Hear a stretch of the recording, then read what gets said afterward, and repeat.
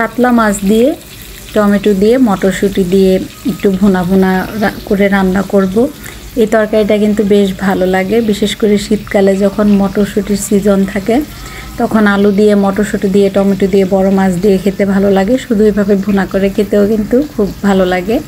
আর আজকে একটু বেশি করে দুধ রেখেছি, দুধ দিয়ে একটু বাচ্চাদেরকে গাজরের পায়েস করে দিব।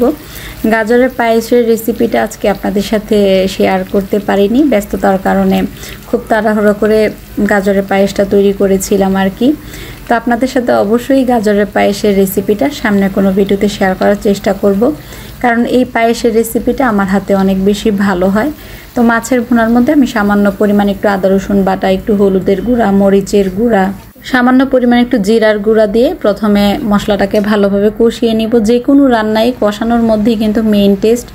কষানো যদি আপনার সুন্দর হয় তাহলে যে কোনো রান্নাই, যে কোনো তরকারি খেতে অনেক বেশি ভালো হয়। মাছের ভুনা তো একদম সিম্পল একটা রেসিপি।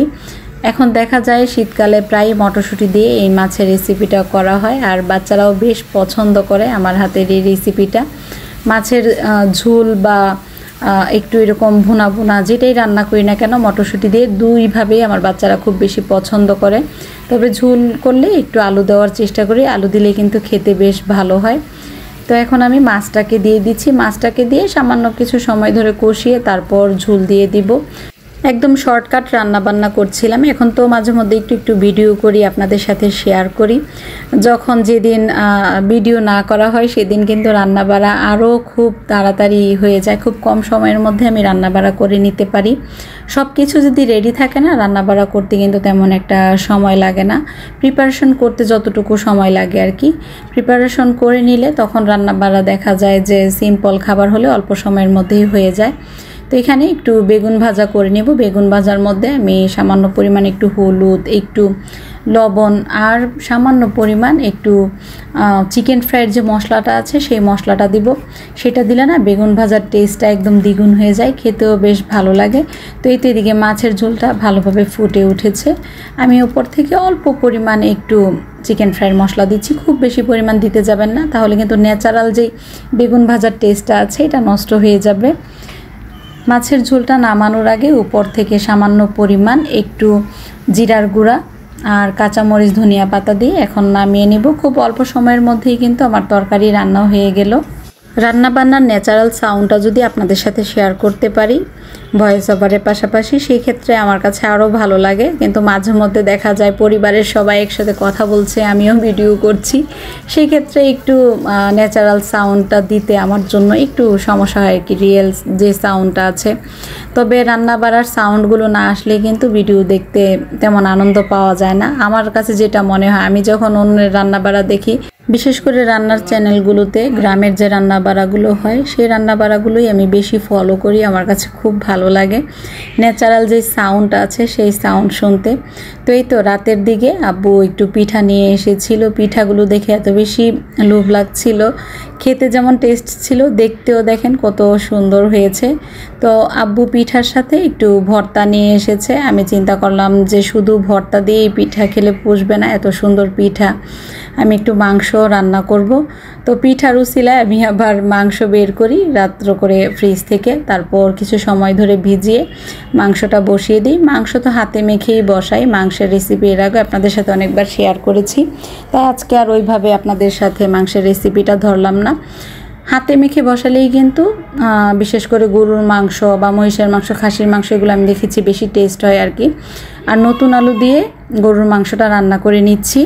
মাংস কষানোর মধ্যেই চেষ্টা করবেন 80% যেন সিদ্ধ হয়ে যায়, সেক্ষেত্রে মাংসের টেস্টটা দ্বিগুণ বেড়ে যায়। আর ঝোলের পরিমাণ খুব বেশি দিলে কিন্তু পরবর্তীতে বিশেষ করে গরুর মাংসটা বেশি নরম হয়ে যায়, মশলা আর দেখবেন যে ঝোল আলাদা আলাদা হয়ে থাকে, সেটা খেতে একদমই আমার কাছে ভালো লাগে না। আর আমার হাজব্যান্ড বলবে যে তুমি এত তাড়াতাড়ি রান্না বান্না করতে পারো। সত্যি কথা বলতে আমার হাজব্যান্ডের জন্য যখন রান্না বাড়া করি তখন আমার শুধু সেদিকেই মনোযোগ থাকে যে কিভাবে উনি পছন্দ করবে বা কিভাবে ওনার পছন্দের রান্না বান্না করতে পারবো।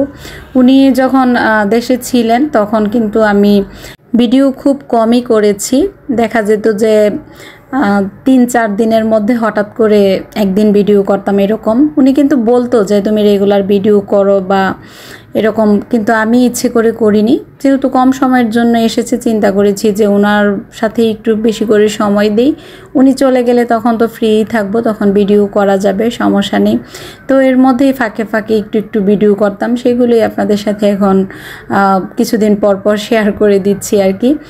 আর এইসব রান্নাবাড়ার সাথে না একটু সালাদ না হলে কিন্তু জমে না, বিশেষ করে হাতে মেখে যে সালাদটা তৈরি করি, এই সালাদ দিয়ে খেতে বেশ ভালো লাগে। আর সবাই বসে কিন্তু পিঠা দিয়ে জমিয়ে মাংস দিয়ে রাতে খাওয়া দাওয়া করেছি। কিছু পিঠা রেখে দিয়েছিলাম সকালের নাস্তার জন্য। তো পিঠার জন্যই কিন্তু আবার রাতের দিকে আমার রান্না বাড়া করতে হলো। দুপুরে রান্না বাড়া কিন্তু অলরেডি যা ছিল তা দিয়েই রাতে হয়ে যেত। তো আমি আবার ব্লগটি পরের দিন সকাল থেকে শুরু করেছি। সকালের স্নিগ্ধতা, একদম নীরব একটা সকাল আজকে আপনাদের সাথে শেয়ার করছি। এই শীতকাল আমার এত বেশি পছন্দ, জানি না অনেকেই বলে যে শীতকাল ভালো লাগে না, কিন্তু শীতকাল আমার অনেক বেশি পছন্দ, আমার খুব বেশি ভালো লাগে। যতদিন শীত থাকে আমি মনে হয় যে খুব স্বাচ্ছন্দ্য বোধ করে আমার দিনগুলো কাটাই, রান্না বাড়া সব কিছুতেই আমার ভালো লাগে, সব কাজ করতে আমার ভালো লাগে। থাকে না এক একজনের এক একটা সিজন পছন্দ, এক একটা ঋতু পছন্দ, তো আমার কিন্তু শীতকালটা বেশি পছন্দ। তো সকালের দিকে সবার জন্য একটু কফি তৈরি করে নিচ্ছিলাম, একসাথে সবাই বসে কফি খাবো। শীতকালে গরম গরম গরুর দুধ দিয়ে কফি তৈরি করে খেতে কিন্তু বেশ ভালো লাগে। বিশেষ করে কফিটা আপনি দেখবেন একটু দুধটা গাঢ় করে তারপর তৈরি করলে গরুর দুধ দিয়ে খুব টেস্ট হয়। গুঁড়ার দুধ দিয়ে আমি দেখেছি এতটা টেস্ট আসে না, যতটা টেস্ট গরুর দুধে কফিটা ভালো লাগে আর কি। আমার বড় মেয়ের কফি বেশি পছন্দ, এমনিতে চা তেমন একটা পছন্দ করে না। কফিটা যদি সুন্দর করে তৈরি করে দিতে পারি তাহলে খুব খুশি হয়ে যায়। তো মেয়ের জন্যই সকাল সকাল আরও কফিটা তৈরি করছিলাম, মেয়ের উসিলায় আমরাও খেয়ে নিচ্ছিলাম আর কি। পরিবারের সবাই একসাথে থাকতে পারলে কত আনন্দ না, পরিবারের সবাই একসাথে সুন্দর সময় কাটানো, এগুলোর মধ্যেই না আলাদা একটা সুখ খুঁজে পাওয়া যায়। আমার হাজব্যান্ড যত দিনই ছিল বাচ্চারা অনেক বেশি খুশি থাকে, আমার মনের মধ্যেও মনে হয় যে কোনো প্রকার কোনো টেনশন কাজ করে না। যাদের হাজব্যান্ড প্রবাসে আছে তারাই জানে যে হাজব্যান্ড প্রবাসে থাকলে কতটা কষ্ট। আসলে এই কষ্টগুলো বলে বোঝানো যাবে না, সারাটা জীবনই যেন ত্যাগ করতে হয়, তারপর একটা নির্দিষ্ট সময়ে যদি সব কিছু গুছিয়ে চলে আসতে পারে সেটা আলাদা কথা। আর যদি সারা জীবনই বিদেশ পড়ে থাকে তাহলে কিন্তু অন্যরকম একটা কি বলবো, জীবনের সব কিছুই যেন কেমন একটা বিতৃষ্ণার মতন চলে আসে, যেটা এখন আমার মনে হয় বিদেশি লাইফ, বিদেশি জীবন আমার এখন পছন্দ হয় না। বা আমাকে যদি বলে এখন বাইরে গিয়ে থাকার জন্য, যত বড় দেশই হোক নিজের দেশ ছাড়া ভালো লাগবে না। একটা সময় প্রচুর ইচ্ছে হতো যে হাজব্যান্ডের কাছে সাথে গিয়ে থাকি, বা বাংলাদেশ বা যে কোনো জায়গায় হোক হাজব্যান্ডের সাথে থাকতে পারলেই মনে হতো যে অনেক শান্তি পেতাম। সময়ের সাথে সাথে যখন মানুষের চাওয়া পাওয়াগুলো পূরণ হয় না তখন কিন্তু সেই ইচ্ছেগুলোও মরে যায়। তো এখন আর ইচ্ছে করে না, এখন চেষ্টা করছি যেন হাজব্যান্ডই দেশে চলে আসে, সবাই একসাথে থাকতে পারি, এটাই সর্বক্ষণ মনের মধ্যে একটা প্রচেষ্টা কাজ করছে আর কি। কারণ বিদেশি লাইফটা এখন আর ভালো লাগছে না, যে হাজব্যান্ড এক জায়গায় পড়ে থাকবে, আমরা এক জায়গায় থাকবো, এই হলো অবস্থা।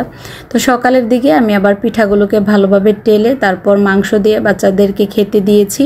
মাংস তো রাতেই খেয়ে অর্ধেক শেষ করে নিয়েছে, পিঠা দিয়ে খেয়েছিল আর কি। তো পিঠা দিয়ে কিন্তু মাংস খেতে আমাদের কাছে বেশ ভালো লেগেছে। আজকের মতো ভিডিওটি এই পর্যন্তই ছিল। আশা করছি আজকের এই ছোট্ট ভিডিওটি আপনাদের কাছে ভালো লেগেছে। আপনাদের সাথে যে ভিডিওগুলো শেয়ার করি পাশাপাশি নিজের জীবনের কিছু অল্প স্বল্প গল্প শেয়ার করা হয়। তো কারো কাছে যদি কোনো কিছু খারাপ লেগে থাকে অবশ্যই ক্ষমা সুন্দর দৃষ্টিতে দেখবেন।